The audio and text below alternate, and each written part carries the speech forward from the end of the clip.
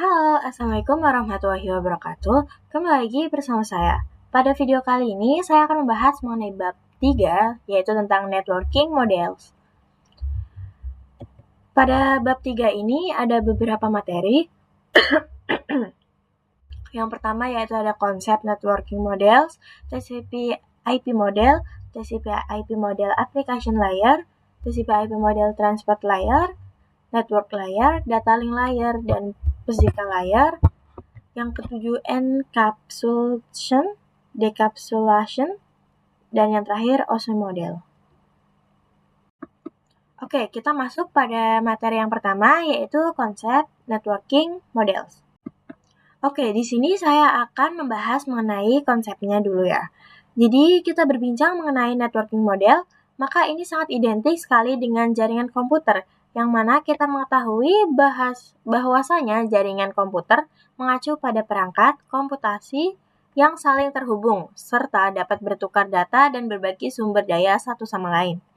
Nah, jadi networking model adalah suatu aturan yang mendefinisikan bagaimana kumpulan perangkat komputasi bisa saling terhubung dan berkomunikasi, lalu bagaimana jika antar vendor satu dengan lainnya bisa saling berkomunikasi. Jadi, untuk bisa saling berkomunikasi, maka dibutuhkan yang namanya aturan, dan aturan itu disebut dengan networking model. Jadi, setiap vendor itu menggunakan networking yang sama dan menggunakan aturan yang sama sehingga mereka bisa terhubung. Untuk saat ini, Open Standard Networking Model yang terkenal dan terbagi ada dua, yaitu TCP atau IP model dan OSI model. Lalu apa yang terjadi sebelum adanya networking model? Di sini kita bisa lihat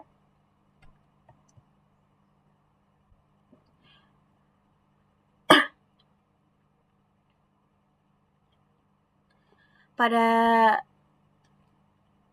gambar di sini, before open networking model exists.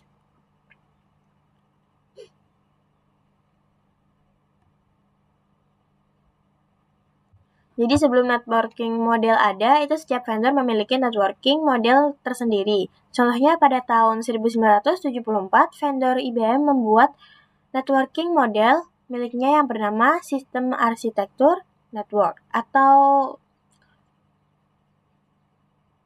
SNA. Maka dari itu, ketika setiap vendor memiliki networking model sendiri, maka akan timbul masalah. Nah, masalahnya yaitu jika suatu jaringan komputer itu terdiri dari beberapa vendor dan setiap vendor memiliki networking model, maka akan timbul kesulitan untuk menghubungkan antar vendor karena mereka semua memiliki modelnya sendiri-sendiri. Maka dari itu, di sini ada yang namanya Open Networking Model yang berfungsi sebagai pembuka agar setiap vendor dapat saling berkomunikasi dan bertujuan untuk menjembatani antar vendor. Jadi setiap vendor hanya menggunakan satu networking model yang sama, baik model maupun TCP/IP. Nah, sejarah dari kedua networking model tersebut, untuk yang OSI model ini dibuat oleh lembaga internasional Organization for Standardization atau ISO. Sedangkan TCP/IP ini dibuat oleh Department of Defense atau DoD. Nah, saat ini yang paling sering digunakan adalah konsep dari TCP/IP model. Meskipun di sini OSI model lebih sering dipakai untuk media pembelajaran, akan tetapi tujuan dari keduanya itu sama, yaitu untuk menghubungkan antar vendor. Materi yang kedua, TCP/IP model. Oke, jadi TCP/IP model merupakan jenis networking model yang saat ini common digunakan. Jadi TCP/IP itu mendefinisikan suatu protokol agar komputer, utamanya yang berbeda network, itu bisa saling komunikasi. Untuk membantu dalam memahami, setiap networking model itu dipecah menjadi dua bagian kecil yang disebut sebagai layer. Secara dokumentasi, TCP/IP model terdiri dari 4 layers. Namun, penerapan dalam real network, TCP/IP model lebih mudah untuk dibagi menjadi 5 layer. Oke, layer tersebut dari paling bawah ada network access, internet, transport, dan application. Sedangkan yang 5 layer itu ada physical, data link, network, transport, dan application. Oke, materi yang ketiga ada TCP/IP model application layer. Application layer berfungsi sebagai antarmuka dengan aplikasi, mengatur bagaimana aplikasi dapat mengakses jaringan dan kemudian membuat pesan-pesan berskala. Di antara contoh service dari application layer itu seperti HTTP, POP3, SMTP, IMAP, SSH, dan sebagainya. HTTP itu digunakan ketika kita mengakses suatu web server. Di sini kita ambil contoh, misalkan application layer itu ketika kita mengakses suatu website yang masih menggunakan HTTP. Jadi ketika suatu pengguna melakukan request suatu website, maka nanti web server akan mereply request tersebut. Untuk balasan dari requestnya terdiri dari HTTP header. Nah, dalam HTTP header ada banyak sekali informasi. Dan salah satunya adalah informasi status. Lalu bagaimana caranya? Jadi caranya adalah dengan membuat beberapa lapisan fisik hingga non-fisiknya. Pada setiap lapisan terdapat kumpulan-kumpulan aturan yang harus diikuti oleh setiap komponen agar dapat saling berkomunikasi dengan komponen yang lainnya. Oke, materi yang keempat, TCP/IP model transport layer. Selanjutnya kita akan membahas transport layer. Jadi fungsi dari transport layer adalah menyajikan atau memberikan service ke application layer, yaitu sebagai transfer data. Untuk transfer layer sendiri terdapat 2 protokol yang sering digunakan, yaitu TCP dan UDP. Untuk perbedaan dari TCP dan UDP bisa kalian lihat di sini. Atau untuk yang lebih jelasnya kalian bisa searching saja di web browser. Nah, di sini fungsi dari transport layer kan kita sudah mengetahui ya, bahwasanya adalah untuk menyajikan atau memberikan service ke aplikasi layer. Salah satu service tersebut yang disediakan oleh transport layer sebagai contoh, di sini saya akan menggunakan yang TCP, yang mana salah satu mekanisme yang disediakan oleh transport layer khususnya pada TCP itu adalah error recovery mechanism. Bisa kalian lihat di sini cara kerja dari error recovery ini ketika ada klien yang merequest website, di sini output dari transport layer itu terdapat HTTP header yang mana nantinya akan diproses dan nantinya akan ditransport ke perangkat jaringan. Yaitu di sini ada pada layer ketiga. Nah, masalahnya adalah bisa saja respon yang diberikan web server itu terdapat error. Mungkin pada jaringannya terdapat over ataupun lain sebagainya. Maka jika terjadi kejadian seperti ini, nanti klien akan request lagi. Jadi pada layer kedua ini, nanti overclock, nanti klien akan merequest lagi. Dan nantinya web server akan mengembalikan data yang error tadi. Sedangkan UDP dia tidak akan peduli ya teman-teman. Jadi nanti dia akan melakukan request lagi web servernya, terus nanti si web server akan reply dengan HTTP header dan juga UDP header. Dan ketika nanti terjadi overclock, si UDP ini tidak akan peduli. Kelima, TCP/IP model network layer. Kalian bisa perhatikan di sini bahwasan untuk network layer hanya terdapat satu contoh, yaitu IP, yang mana IP sendiri berfungsi untuk menyambungkan satu perangkat ke perangkat lainnya. Dan IP menyediakan 2 fitur yang sangat penting, yaitu addressing dan routing, yang mana berfungsi untuk menangani konektivitas dan pemilihan jalur. Oke, kita bahas yang addressing terlebih dahulu. Jadi kalau yang addressing itu IP address-nya itu sendiri, yaitu memberikan nama pada perangkat di jaringan komputernya, karena setiap perangkat jaringan membutuhkan alamat unik. Di jaringan jenis IP address sendiri itu ada 2, yaitu IPv4 dan IPv6. yang mana untuk versi 4 terdiri dari 4 thread dan jika dijumlahkan terdapat pengalamatan 32 bit, sedangkan untuk IP versi 6 itu dia update-nya terdiri dari 8 dan juga terdiri dari 128 bit. Di sini kita bisa mengambil contoh untuk addressing.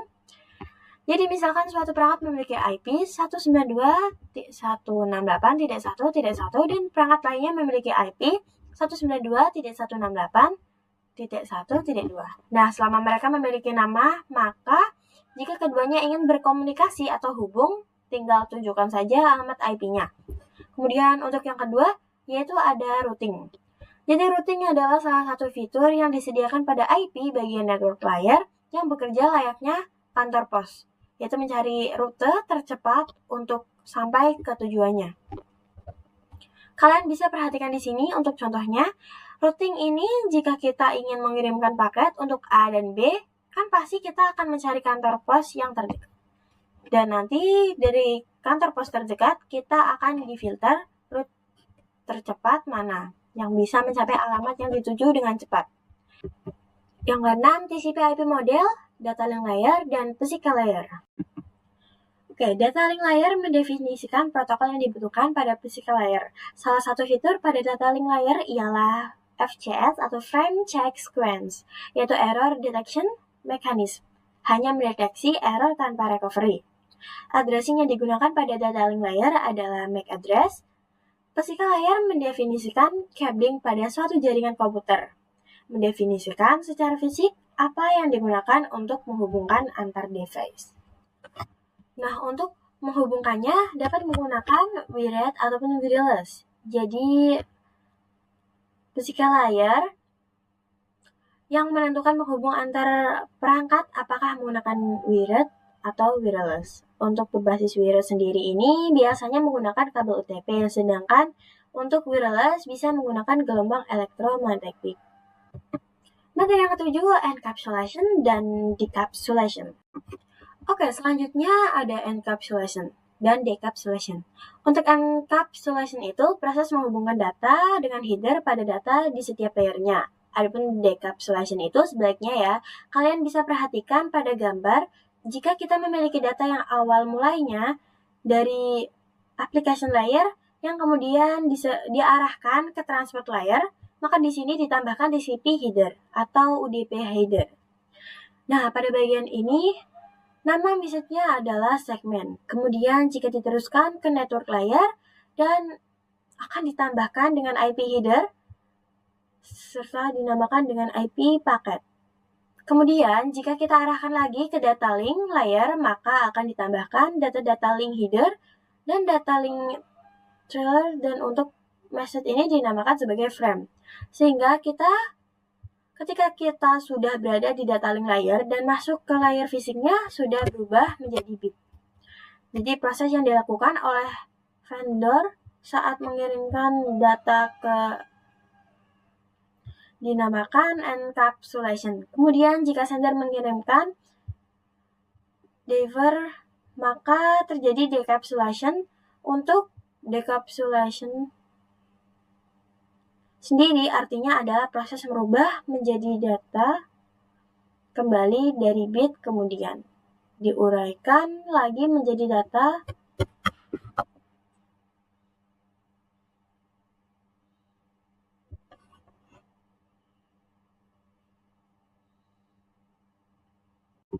materi yang terakhir yaitu ada OSI model. Di sini kita bahas konsepnya terlebih dahulu. Untuk saat ini, model yang sering digunakan hanya TCP/IP karena untuk dari sisi perkembangan protokolnya atau modelnya, TCP/IP lebih dominan dibanding OSI layer. Namun, OSI layer biasa dipelajari karena mudah difahami. Sebelum networking model ada, setiap vendor membuat atau memiliki networking modelnya masing-masing. Karena setiap vendor memiliki networking model yang berbeda-beda, maka komunikasi antar vendor sulit dilakukan. Jadi usaha untuk membangun suatu jaringan komputer sangat besar. Baiknya vendor tadi itu bagaimana upaya agar tetap bisa berkomunikasi dengan baik antar vendor satu dengan vendor yang lainnya. Oleh karena itu dibuatlah sebuah model atau sebuah standar atau spesifikasi minimum oleh ISO International Organization for Standardization pada tahun 1984, yaitu dengan nama OSI, Open System Interconnection, atau bisa juga disebut dengan OSI 7-layer model. Selanjutnya kita bahas mengenai layer dari OSI model. Sebenarnya untuk TCP, IP, dan OSI model hampir sama, namun terdapat perbedaan pada layernya saja. Pada layer 4 terakhir, mereka itu sama saja, namun pada 3 teratas untuk OSI model terdapat Application Presentation dan Session. Sedangkan untuk TCP IP hanya Application. Perbedaan lainnya ada pada Name of Message. Setiap layernya pada TCP IP namanya seperti segmen, IP, paket, frame, dan bit. Sedangkan OSI model memiliki nama tersendiri. Dan ini disesuaikan dengan layernya, seperti L7PDU, L6PDU, L5PDU, L4PDU, L3PDU, L2PDU, dan bit. Kemudian untuk bagian atas dari 5 sampai 7 ini merupakan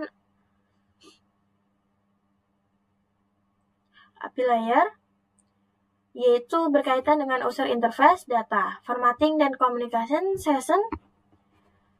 Sedangkan untuk load layer itu berkaitan dengan bagaimana data itu dapat mengalir. Oke, sekian saja pada video kali ini. Kurangnya saya mohon maaf. Wassalamualaikum warahmatullahi wabarakatuh. See you in next video.